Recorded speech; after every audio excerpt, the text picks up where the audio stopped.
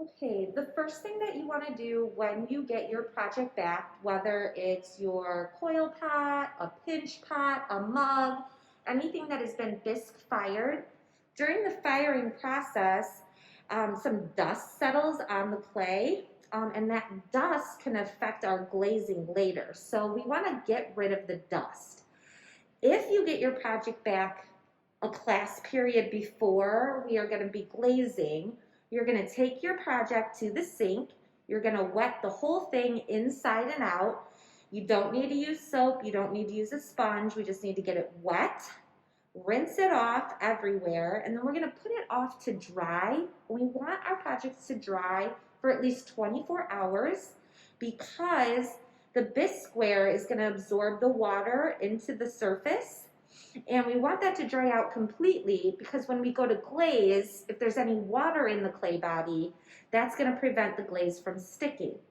Also, if we don't dust these off or if we don't rinse them, the dust that's settled on the bisqueware can also prevent the clay from sticking. So I have a helper here who's going to start off by rinsing off this coil pot bowl.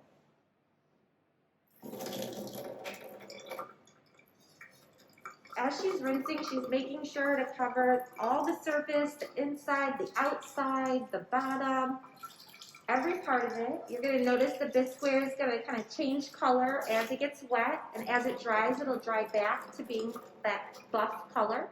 And then we'll put these off to the side to dry. If you get your project back on the day that you want to glaze, we still need to make sure that we're rinsing off our project and dusting it off, but we don't want to soak our project if we're going to apply glaze on the same class period. So instead, we can use a damp sponge and we can just kind of dust it off, just kind of lightly dampening the surface all over. So my helper is going to go ahead and lightly dust off the surface of this piece.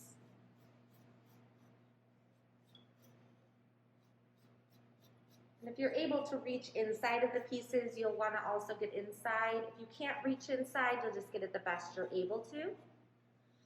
And then with this, because we're not soaking these, we should be able to just let these dry for about 5 minutes while we get our glaze ready, and then we'll be able to glaze on the same day. After your piece has dried from rinsing, the next step is to dry foot your piece. Depending on the project, we can dry foot these in different ways, but the way I'm going to show you now, we will use for our mugs, we'll use for our coil pots. We're going to be using wax to dry foot. What the wax does, the wax is going to resist the glaze, and it's going to prevent the glaze from getting in places we don't want. So just a reminder that whenever we're glazing, we never want to put glaze on the bottom of a piece. The reason for that, as the glaze melts, it turns to glass, and that would fuse your project to the kiln, the shelf of the kiln. And we want to prevent that from happening. So this is just another way of dry footing your piece. So my helper here is going to take her mug, and she's going to carefully place it into the hot wax. So this wax has been melting. She's going to take it all the way down to the bottom of the pan, and then she's going to kind of rock it gently back and forth. She's going to pick it up. She's going to put it back down. She's going to turn it, and she's going to make sure that the line of wax at the bottom is even and about 1/4 of an inch going up the base of her piece. Now, if there's not enough wax, if the dry foot is not going up the side of the walls about 1/4 of an inch, please see your teacher. We can add more wax. After we've got a pretty good line, you're going to lift the project up and let some of that wax drip. You're going to be very careful not to flip your project over. Gravity is going to pull that liquid wax down. And we want to make sure we're not getting wax in any area that we want glaze. Because the wax will resist the glaze, if we get it on the side of our wall or on our handle or somewhere we don't want the glaze or the wax, the glaze won't stick. So wherever there's wax, glaze won't stick. So be careful. Once it's stopped dripping, we can carefully remove it from the heat. Don't flip it over. And then once we remove it from the heat, it'll cool off and we'll be ready to glaze. Okay, some of the glaze that we'll be using in class is dippable glaze. So we have these buckets that are filled with different colors of glaze. Depending on which color choices you choose, we'll go in sections, so your teacher will have a list for you to sign up for, depending on which glaze colors. You'll also get to see an example of what the glaze looks like after it's been fired. So right now, this glaze bucket that we're looking into, this is a black glaze. Right now it looks gray, but after being fired, it will turn to black. So we're going to start off by glazing a mug to show you how to dip glaze a mug using tongs. The very first most important thing to do though is to stir up the glaze really well. So these glaze buckets have been sitting for a little while, and some of the heavier elements in the glaze are going to sink down to the bottom of the bucket. So we have these stir sticks here that we'll be using to mix up our glaze. When we stir, we want to make sure we're going down all the way to the very bottom of the bucket. So my helper here is going to go ahead and stir up this black glaze.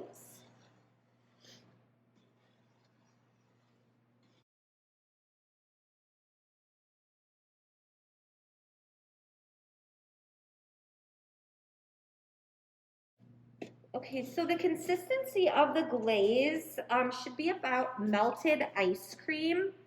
If the glaze is too thick and you're getting chunks, like you can feel chunks at the bottom, let your teacher know. We do have a mixer that we can use to kind of break up some of those pieces in the bottom. Hopefully the glaze will be ready to go for class though. On the other aspect, if the glaze is too thin, there's some things we can do with it. I'm going to take the stick from my helper here for a minute, and I want us to see how this glaze flows off of the stick. So as I let this drip, you should be able to see that it's flowing off of the stick. It doesn't look transparent. It's nice and thick. So this looks like a good consistency for this glaze. So once it's stirred, what's going to happen is we're going to have a line. So there's going to be multiple people who are going to be using the same glaze colors. And we do have to let glaze dry as well. So I'm going to let my stick drip, and then I'm just going to put the stick on the lid over here so that I'm not dripping all over the floor. All right, so for the next step, I have a mug here that I want to show you, okay? So here's my mug.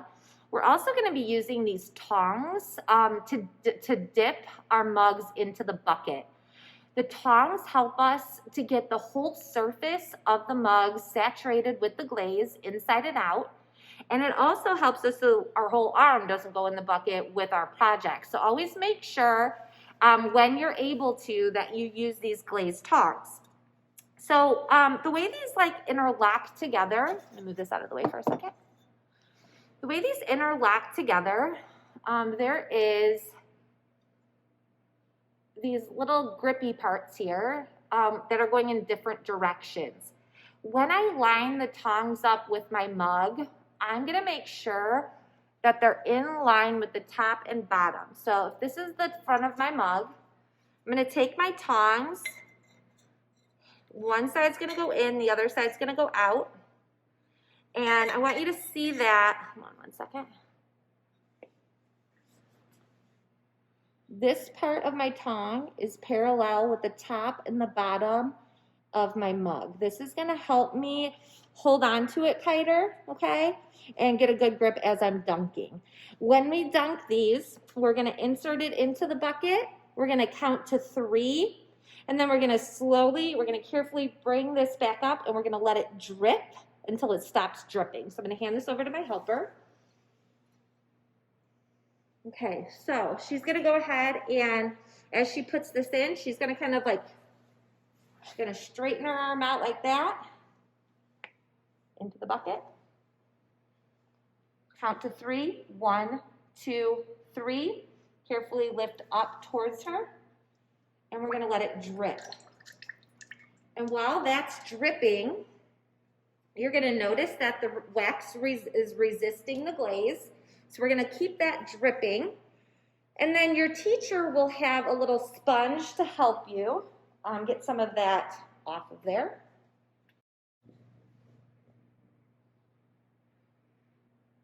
So we're just gonna make sure there's no glaze still left on where the wax was. All right, so hers still needs to dry for a minute, but we would have time at this point to let someone else go. So she's gonna just carefully walk around this way and let her mug drip over the lid for a few minutes. And then at this point, that frees up the bucket for the next person, okay? Once this one has stopped dripping, and you're gonna notice that it's starting to change color, okay? It's starting to turn like a lighter gray. That's telling me this is dry enough to be flipped over. So we're gonna carefully walk this over to the counter where I have some plastic set up. When we do this, you're gonna have a friend help you or whoever's in line by you. And one person, or you could even try this by yourself, but we're gonna carry the lid underneath as we walk this over to the counter so we're not dripping on the floor. All right, so this one has been brought over to the plastic on the counter. At this point, you're gonna inspect the inside and the outside of your project, and sometimes where the tongs were touching your project, there might be like little bulb spots. If that were to happen, you're gonna take a glaze brush, and I'll have a few of them set up by the glaze buckets, and you're gonna add a little bit of glaze in a glob. So you're gonna kind of glob the glaze on. There is not any bald spots that I'm noticing on this one, so I'm not gonna do that because it's super important that we don't put too much glaze on these. Just a reminder that when we dip glaze, that's like applying 3 brush coats of glaze to our piece. So it's a faster way of adding glaze, but we have to be careful because if we add too much, that can cause a disaster in the kiln. So only if I have a little bald spot, I'll take some glaze on the brush and I'll dab it on there and then I'll walk away. I'm not gonna brush it in or do anything like that, okay? So we're gonna let this one dry and we're gonna switch over to a coil pot, and then we'll come back and we'll finish off the second layer of glaze on the mug. Okay, so our first coat of glaze on our mug is now dry. So we're ready to start the second color. You do want to make sure that your glaze is completely dry before overlapping the colors. And just a reminder that when we dip into the bucket, we're applying 3 coats of glaze to our piece. When we dip a second time into the bucket, we're adding 3 more coats of glaze. So that's gonna make 6 coats of glaze wherever we have 2 colors. We wanna be very careful with this because if we go down too far with our second color, the glaze is just gonna kind of flow off of the piece and all over the kiln shelf. So we've gotta be very careful that we're not adding too much. So whenever we double dip, we only do so at the top of the piece. So if you could bring that down a little bit for me, just so we can see. So when we dip this one, we're just gonna dip the top part, and we're gonna dip it about 2/3 of the way down the piece. So she's gonna go down to about here into the bucket. She's gonna hold it for 3 seconds, and she's gonna carefully lift it up and let it drip, okay? So we never wanna do a second dip at the bottom, always at the top. So we have a Shino glaze mixed up and ready to go. So go ahead and turn it over, straight up and down. And 1, 2, 3, lift. And then we're gonna let that drip a little bit. We're also gonna look on these mugs. Can you turn it this way just a little bit?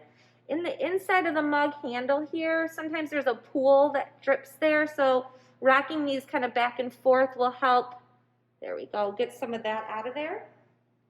Once it stops dripping a lot, she's gonna go ahead and go over the lid so that would free up the bucket for someone else. And we'll drip over the bucket for a few minutes. Once it stops dripping, or once we can kind of see that the glaze is starting to dry, it's gonna turn a little bit chalky right here where the overlap is. Once we see that that's starting to dry, it'll be safe to flip these over.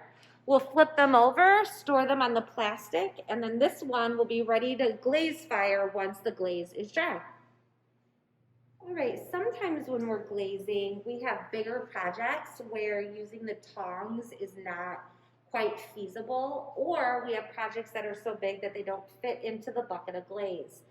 So we're going to show you next how to glaze a coil pot. So these are a little bit bigger. We're going to start off by getting glaze on the inside. So when you come up for your colors, your teacher will be there by the bucket, and we're going to start by filling up the inside with glaze, and then we're going to spin and rotate it to coat the whole inside. So once the glaze goes in, she's going to start spinning it pretty quickly, so she's coating the inside. Your teacher will be looking at it from the outside to help kind of guide the glaze out. So we want the glaze to come out and coat the inside. Once it's all coated inside, then we're going to turn it upside down, and we're going to let this drip over the bucket. And I like to, as I'm helping students, kind of tap some of it, tap it on the side just to help get some of those drips off. Kind of shake it a little bit, tilt it, rotate it. We don't want to flip this over until it stops dripping. And then in the order of saving time, once this one's kind of almost done dripping, we're going to carefully switch over and let it drip onto the lid. So that would leave the bucket available for someone else to glaze. So we're going to let this one drip for a few minutes, and then we'll come back and show you how to do the outside. All right, so for our coil pot, the inside glaze has dried. So we're ready to dip again. Now with these larger pieces, we're going to have to do these in sections because the whole thing won't fit into the bucket. So we're going to start off by glazing the top half of the coil pot. And when you do this, you have to be very careful because you have to get a good grip on the bottom part of your coil pot. So my helper's gonna kind of grip it, and then we're gonna try to turn this vertically as much as we're able to. And she's gonna go down to about her fingertips, and I would scrunch up your fingers a little bit if you're able to. We're gonna go down, we're gonna hold for 3, and then we'll come back up. I'll tell you when to stop. A little bit more, and 1, 2, 3, up. Okay, so we're gonna let the glaze drip. It's gonna kind of drip a lot to get started. Let it drip. I'm not gonna do too much because it's right now her grip on it is kind of difficult because some of these are kind of awkward. So I'm not gonna tap on this one. I'm gonna just let it drip. And then she's going to now, once it stops dripping a lot, we're gonna switch over to the lid, freeing the bucket up for someone else. Once hers completely stops dripping, she'll be able to turn it over. We'll let the glaze dry completely before we do the bottom half. Okay, so the top part of the coil pot is dry, so we're now ready to dip the bottom part. So I just want to zoom in really quickly on my helper's hands and how she's holding this. Notice her thumbs are on the outside of the coil pot, her hands are on the inside. She's only able to do this because the glaze is dry. When she dips down into the bucket, I'm going to be watching down here, and I'm going to tell her to stop once the glaze overlaps just a little bit. We want to be very careful that we don't let it overlap too much because wherever we're creating an overlap, there's going to be 6 coats of glaze there. So we do want to make sure we get all the way around. We're going to go in, we're going to hold for 3, and then we'll lift up and allow it to drip. So as straight up and down as we're able to. A little bit more, and hold 1, 2, 3, up. Okay, so she's gonna let this drip for a couple of minutes, and once I notice that the dripping kind of stops a little bit, I'm gonna wipe the foot off with a sponge, and then she's gonna transfer her coil pot over the lid.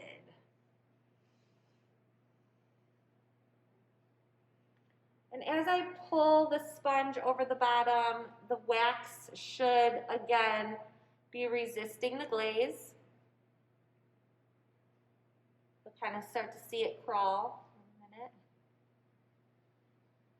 And then I do often check the bottom to make sure there's no glaze on the bottom. And if there is a little bit that's stuck to the wax, I'll wipe it. But it's easier to do this while the glaze is still wet.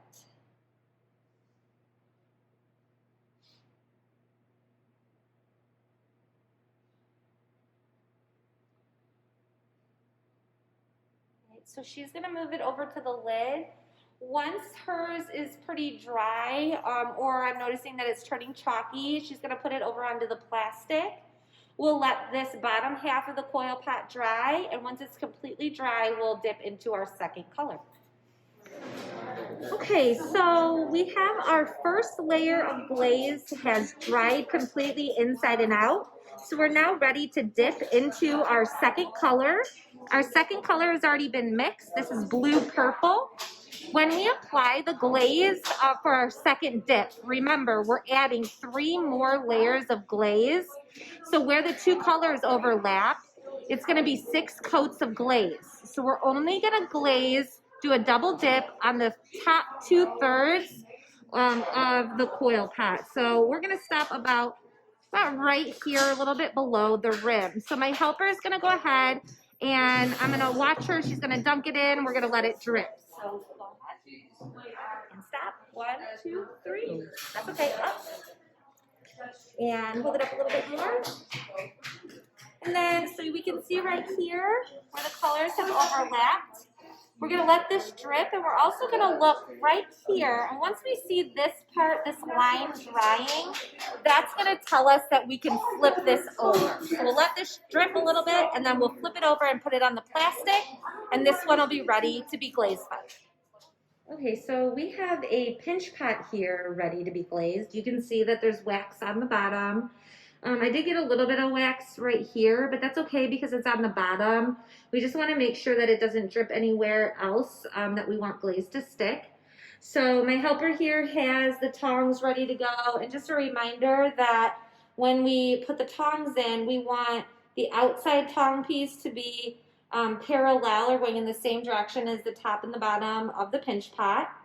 As she does this, she's going to kind of extend her arm down into the bucket. We'll count to 3, and then she's going to bring her arm back up at an angle to let the glaze drip out. Okay, so whenever you're ready.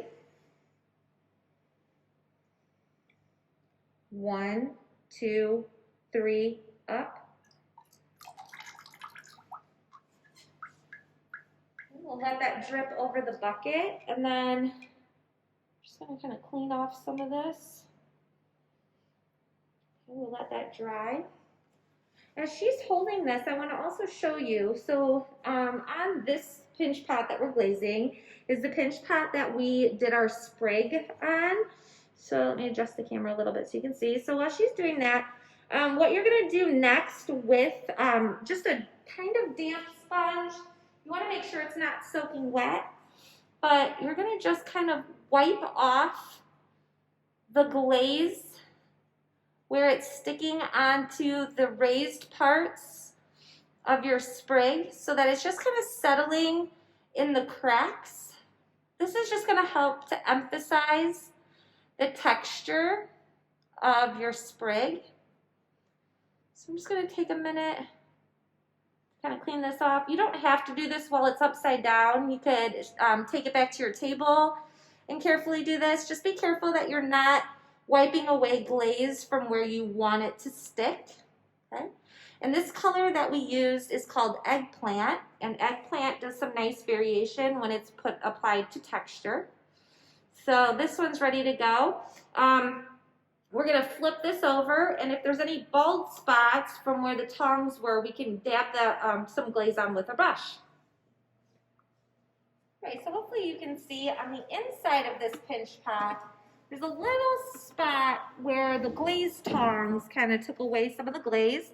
So I have some of the eggplant on my brush. I'm just going to dab a blot of it onto the spot, and then that's it. I'm not going to brush it in. If it drips a little bit, that's fine. If I have multiple spots, I would just Kind of dab that on there as thick as I'm able to, and then let these dry.